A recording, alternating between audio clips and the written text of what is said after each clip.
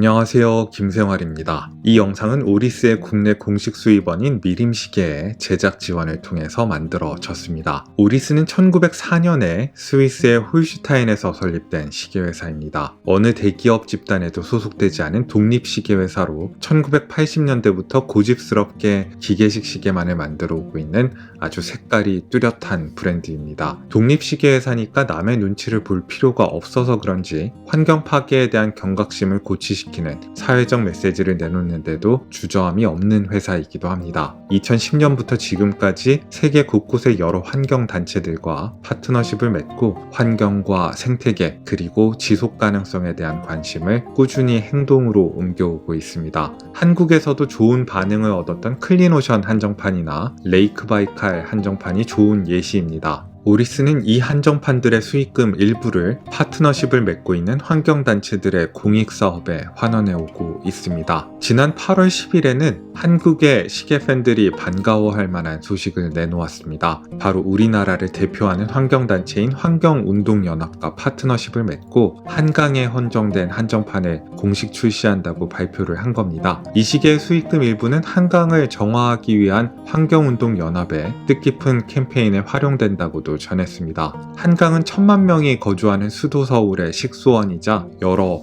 야생동물들과 수생생물들의 보금자리이기도 한데 우리는 너무 가까이에 있어서 그동안 한강의 고마움과 중요성을 잊고 지내온 면이 있습니다. 한강 에디션의 출시가 수질 오염에 대한 경각심과 관심을 불러일으키길 바라는 마음으로 오늘의 리뷰를 시작해 보겠습니다. 저는 사실 한강 에디션의 출시 소식을 한국에서가 아니라 제가 구독하고 있는 해외의 시계 관련 매체들로부터 들었습니다. 오리스가 아키스의 새로운 판본을 내놓는다고 해서 뭔가 하고 기사를 읽어봤더니 그게 이름이 한강 에디션이었던 거죠. 한강 에디션은 지금까지 한국 한정판을 내놓았던 다른 시계 회사들과는 다른 접근을 보여주는 것 같습니다. 대부분의 한국 한정판들은 한국 시장만을 겨냥을 해서 100개 내외의 수량을 내놓고 한국의 매체들에게만 보도자료를 날리는 식으로 홍보를 했습니다. 반면에 한강 에디션은 2000개를 생산해서 300개만 한국에 들어온다고 하고 전 세계의 시계 관련 매체들에게 보도자료를 뿌리고 있습니다. 한국의 시계 팬들 뿐만 아니라 전 세계의 시계 팬들을 다 겨냥하고 있는 거죠. 국내 시계 커뮤니티들에서는 녹색 다이얼이 한강이라는 시계의 테마를 잘 반영하고 있는가에 대해서 다소 논란이 있는 것 같습니다. 제 생각에도 서울 도심에 흐르는 한강의 이미지와 녹색은 썩 잘 맞지는 않습니다. 그래서 오리스가 설명해 놓은 걸 살펴보니까 이 녹색은 한강의 발원지로부터 영감을 받은 거라고 하더라고요. 아무리 한강처럼 큰 강이라고 하더라도 발원지로 거슬러 올라가 보면은 산중에 있는 계곡이나 샘으로 이어질 테니까 강원도 어딘가에 있을 한강의 발원지를 테마로 했다면은 녹색 다이얼이 영 말이 안 되는 선택은 아니라고 생각이 됩니다. 게다가 뒷면을 돌려보시면은 한강이라는 한글 각인도 새겨놓고 강원도 태백에서 서해까지 이어지는 한강의 물줄기 지도도 새겨놓았습니다. 이런 걸 보면은 한강 에디션이라는 특별판의 이름에 값하지 못하는 시계는 아닙니다. 저는 한강 에디션이 한강이라는 주제를 잘 살렸는지 아닌지 보다는 요즘 날이 갈수록 인기가 높아지고 있는 녹색 다이얼을 한강 에디션에 배정해준 게 더 중요하다고 생각하는 편입니다. 해외의 시계 팬들이 이 시계처럼 스몰 세컨드와 원형 포인터 데이트가 있는 녹색 다이얼의 아퀴스를 찾으려면은 한강에 관심이 있건 없건 한국에 관심이 있건 없건 한강 에디션을 사야 하는 조건을 만들어 준 건데요. 그냥 녹색 다이얼이 예뻐서 한강 에디션을 샀다가 한강에 대해서 찾아보고 또 서울에 대해서 찾아보고 한국에 대해서 찾아본다면은 우리로서는 가만히 앉아서 홍보 효과를 누리는 거니까 나쁘지 않은 일이라고 생각합니다. 게다가 외국인들이 한강 에디션을 사려고 낸 돈의 일부가 한강을 정화하는 데 사용된다고 하는데 반감을 가질 이유가 없죠. 실제로 제가 가입해 있는 해외의 시계 커뮤니티들 가보니까 한국이랑 아무 관련도 없는 외국인들이 한강 에디션의 구매 후기를 올려놓은 걸 많이 보게 됩니다. 저는 애국심에 호소해서 한국 소비자들만의 지갑을 노리는 한국 한정판이 아니라 이렇게 한국의 지명을 테마로 해서 전 세계의 시계 팬들을 상대로 하는 한국 한정판이 더 많이 나와줬으면 좋겠습니다. 이 시계의 가격은 기존의 아키스보다 아무래도 한정판이다 보니까 좀 더 비싼 310만 원이 책정되어 있습니다. 어쩌면은 가격이 이 시계의 가장 큰 약점이라고 생각이 되는데,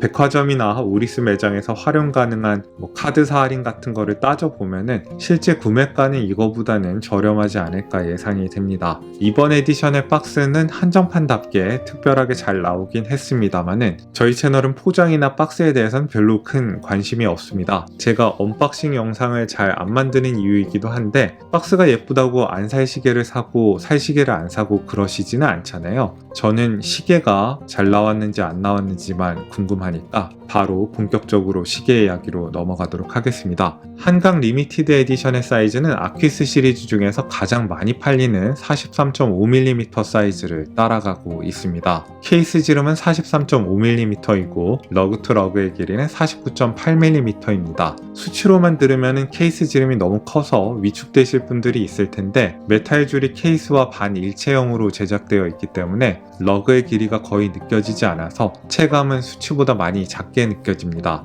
살짝 돔이 들어간 시계 유리와 300m라는 진지한 방수 성능을 가진 시계인데, 두께는 13mm로 전혀 두껍지가 않습니다. 무게는 제 17.8cm 손목 둘레에 조금 넉넉하게 맞춰서 조정을 했을 때 메탈줄을 포함한 무게가 171.6g으로 아주 무거운 시계는 아니지만 결코 가벼운 시계는 아닙니다. 기본 메탈줄은 24mm로 시작해서 18mm로 너비가 급격하게 줄어들기 때문에 상당히 역동적 이고 속도감 있게 다가옵니다. 15.2cm 사이즈의 노생활림 손목에 올려본 모습입니다. 케이스에다가 바로 시계줄이 연결된 형태의 시계이기 때문에 43.5mm라는 큰 사이즈에도 불구하고 손목에 넘치는 느낌은 전혀 없습니다. 두께도 두껍지 않고 무게도 잘 분산이 되어 있기 때문에 가는 손목에도 약해 보이는 손목에도 충분히 어울릴 수 있는 시계입니다. 물론 케이스 자체가 크기 때문에 존재감이 상당히 있다는 점은 염두에 두셔야겠지만은 평균 손목 사이즈가 그리 굵지 않은 한국에서도 43.5mm 사이즈의 아퀴스가 제일 인기가 높았던 데는 그럴 만한 이유가 있는 것으로 보입니다. 17.8cm 사이즈의 제 손목에 올려본 모습입니다. 가는 손목도 충분히 소화할 수 있는 시계라고 말씀을 드리긴 했지만은 좀 더 굵은 손목에서 큰 다이얼이 보다 안정적으로 느껴지긴 하는 건 사실입니다. 큰 시계인데도 무게가 잘 분산되어 있어서 손목에 눌리는 느낌도 크게 느껴지지 않고,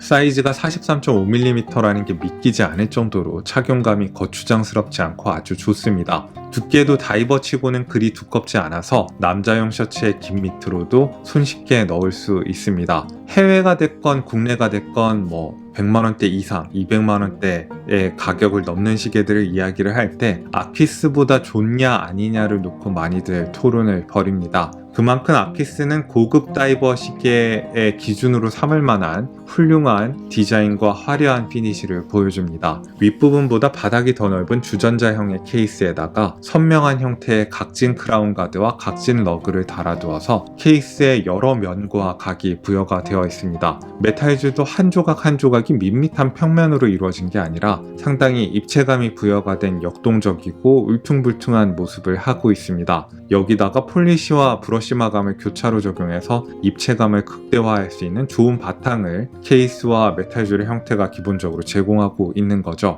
일단 전면부는 되도록 빛에 화려하게 반응하도록 되어 있습니다. 베젤 가장자리나 크라운 가드의 정면, 러그의 정면에다가 다 폴리시를 해서 전면부를 구성하는 요소들은 빛에 화려하게 반응하도록 했습니다. 아울러서 케이스 중간중간에 선명하고 촘촘한 결의 사틴 브러쉬를 적절하게 사용해서 폴리시된 부분과의 대비를 두드러지게 만들어 놨습니다. 케이스 측면에 보시면은 넓은 부분에는 직선의 선명한 브러쉬가 적용이 되어 있어서 베젤 아래 부분에 폴리시된 좁은 부분과 선명하게 대비를 이루도록 이렇게 피니시가 된 걸 보실 수 있습니다. 메탈줄 같은 경우는 한 줄이 세 조각으로 되어 있는데, 가장자리는 러그의 폴리시된 부분을 이어받아서 깨끗하게 폴리시가 되어 있지만은 가운데 조각과 메탈줄의 측면 그리고 클래스프 부분은 브러쉬 위주로 마감이 되어 있습니다. 클래스프에다가는 오리스 오리스의 로고를 새겨놓고 모서리는 폴리시를 해서 입체감을 보다 두드러지게 만들었습니다. 2017년에 아퀴스를 한번 업데이트를 하면서 오리스는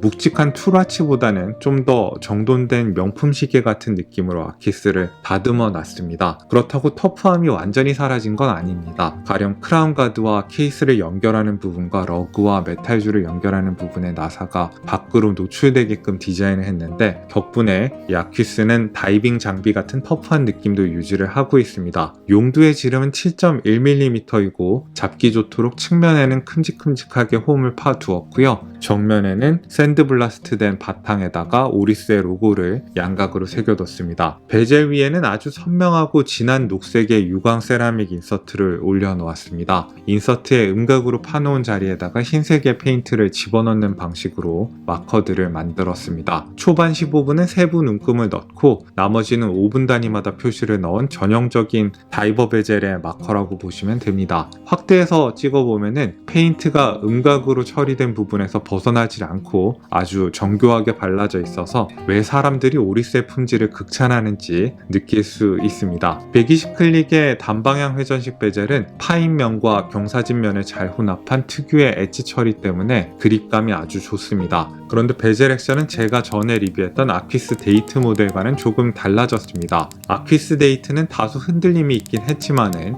힘들이지 않고 돌릴 수 있는 부드러움과 정교한 클릭감이 그 문제를 상쇄해주는 만족스러운 베젤이었습니다. 그런데 요새 다이버 시계들 사이에서 유격이 전혀 없는 빡빡한 베젤이 유행해서 그런지 한강 에디션의 베젤도 이전 모델들과 다르게 상당히 빡빡하게 설정이 됐습니다. 다소 돌리는데 힘을 들여야 하는 대신에 유격이나 백플레이는 완전히 사라졌습니다. 요새 이런 베젤이 유행하는 건 알고 있고 이런 베젤을 더 높이 평가하는 분들이 많은 건 알고 있지만은 제 개인적으로는 아퀴스만의 느낌이 있었던 예전의 베젤 액션이 더 좋았던 것 같습니다. 시계 유리로는 살짝 돔이 들어간 사파이어 크리스탈을 채택하고 있습니다. 돔이 가파르지 않은 데다가 더블돔형이라서 다이얼을 왜곡하는 현상은 일어나지 않고 내부에는 무반사 처리가 되어 있어서 다이얼을 선명하게 보여주고 있습니다. 그러나 이 시계의 하이라이트는 무엇보다도 이 다이얼입니다. 오리스가 다이얼의 색상을 정말 잘 뽑아내는 걸로 정평이 나 있는데 한강 에디션도 예외가 아닙니다. 이 시계를 차고 자연광 아래로 나가보신 분들이라면 누구나 제가 무슨 말을 하고 있는지 이해하시리라 생각합니다. 가운데는 밝은 녹색으로 시작해서 가장자리로 갈수록 어두워지는 약간의 그레디언트가 들어간 선버스트 녹색 다이얼은 강원도 어딘가의 계곡에 나뭇잎과 물결 위로 쏟아지는 눈부신 햇살을 연상시킵니다. 한강 에디션은 이전에 나왔던 그레이트 베리어 리프 한정판의 세 번째 모델과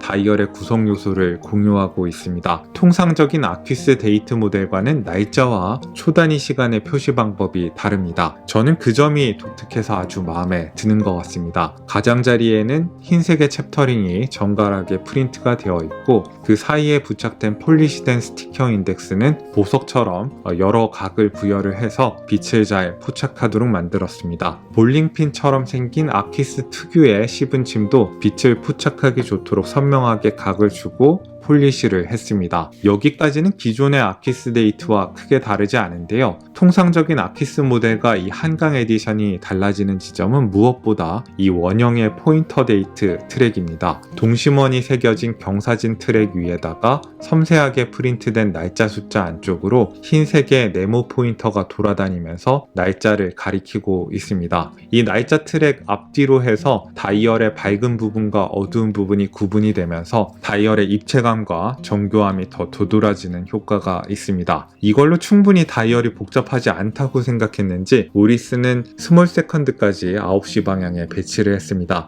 양방향으로 팁이 달린 작은 바늘이 천천히 돌아가는 걸 관찰할 수 있습니다. 10분 초와 날짜 정도를 표시하는 기본적인 기능을 수행하는 다이얼인데도 불구하고 얼핏 보면 정교한 컴플리케이션이 많이 들어간 것처럼 보인다는 게 이 다이얼의 독특한 점이고 매력입니다. 프린트는 검소하게 자제를 했습니다. 12시 방향에 오리스 회사 이름과 6시 방향의 모델 이름, 회사 이름, 그리고 맨 밑에 스위스 메이드라는 문구 빼고는 다 생략을 했습니다. 야광을 확인하기 위해서 불을 꺼보면은 하늘빛으로 밝게 빛나는 슈퍼루미노바 BZW9 야광이 보입니다. 인덱스와 10운침, 스몰 세컨드와 베젤의 60분 마커까지 야광이 골고루 적용되어 있습니다. 제가 그동안 스위스 메이드 시계들의 야광이 부실한 경우가 많다고 지적해 왔는데 아퀴스는 그러한 경향에서 좀 예외적입니다. 야광 도료가 골고루 적용이 되어 있어서 꽤 괜찮은 지속력을 보여줍니다. 다만 스몰 세컨드 크기가 작다 보니까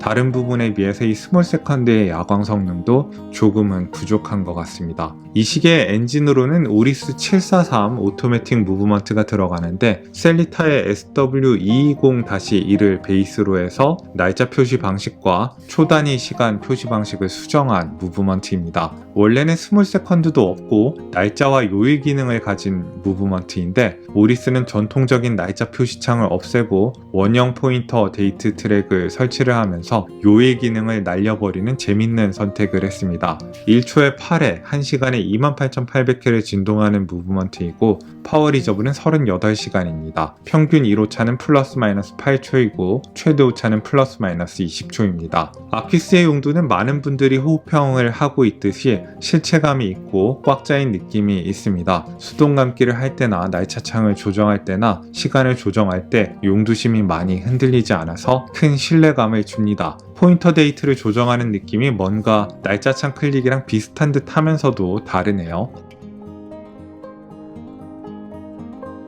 용두를 완전히 뽑으면 스몰 세컨드가 멈추고 분침을 조정해서 시간을 맞출 수 있습니다. 용두 나사는 오리스의 명성답게 부드럽게 풀리고 잠깁니다.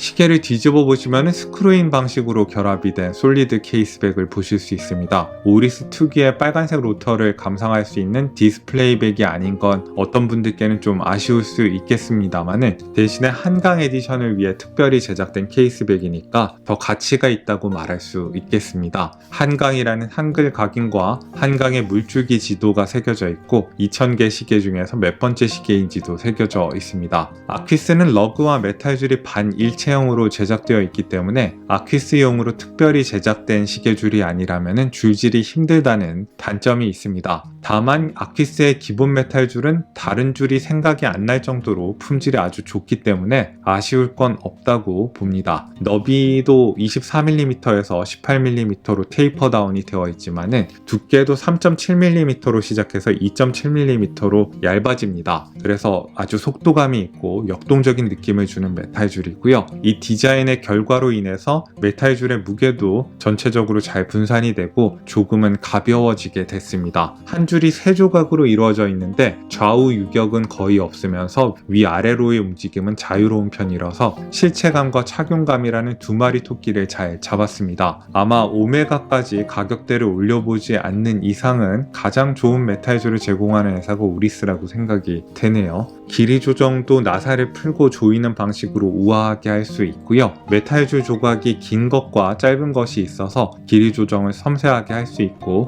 클래스프의 마이크로 어저스트먼트 구멍도 적당한 간격으로 있어서 그것보다도 더 섬세하게 길이 조정을 하는데도 전혀 문제가 없습니다. 이 메탈줄의 퀄리티를 보여주는 활용 점정은 다이버스 익스텐션이라고 할 수 있습니다. 이 잠수복을 차고 그 위에 다이버 시계를 차면은 줄 길이가 좀 길어질 필요가 있으니까 다이버스 익스텐션을 달아놓는데요. 거슬리지 않는 자리에 잘 숨어 있어서 이 다이버스 익스텐션이 있는 줄도 모르고 사용하시는 분들이 있을 정도인데 이 익스텐션 시스템은 도구를 사용하지 않고 1.5cm 정도 시계줄을 더 늘릴 수 있게 해줍니다. 총평입니다. 아퀴스의 한강 에디션은 이름만으로 총평을 대신할 수 있습니다. 아퀴스이고 한강 에디션입니다. 안 그래도 그 자체로 매력적인 아퀴스인데 한강을 주제로 했다고 하니까 거부할 수 없는 조합으로 다가오는 것 같습니다. 오리스의 디자인팀은 2010년도 이래에 가격대를 막론하고 가장 강력하고 매력적인 조합의 디자인을 계속해서 만들어주는 것 같습니다. 이건 아퀴스뿐만 아니라 오리스의 다른 시계에도 해당되는 이야기입니다. 한강 한정판이 큰 성공을 거둬서 제가 좋아하는 65나 빅크라운 포인터 데이트를 변주한 또 다른 한국 관련 특별판이 나와주기를 기대를 해봅니다. 자, 오늘은 오리스가 한국의 시계 팬들과 전 세계의 시계 밴드를 위해서 내놓은 특별한 시계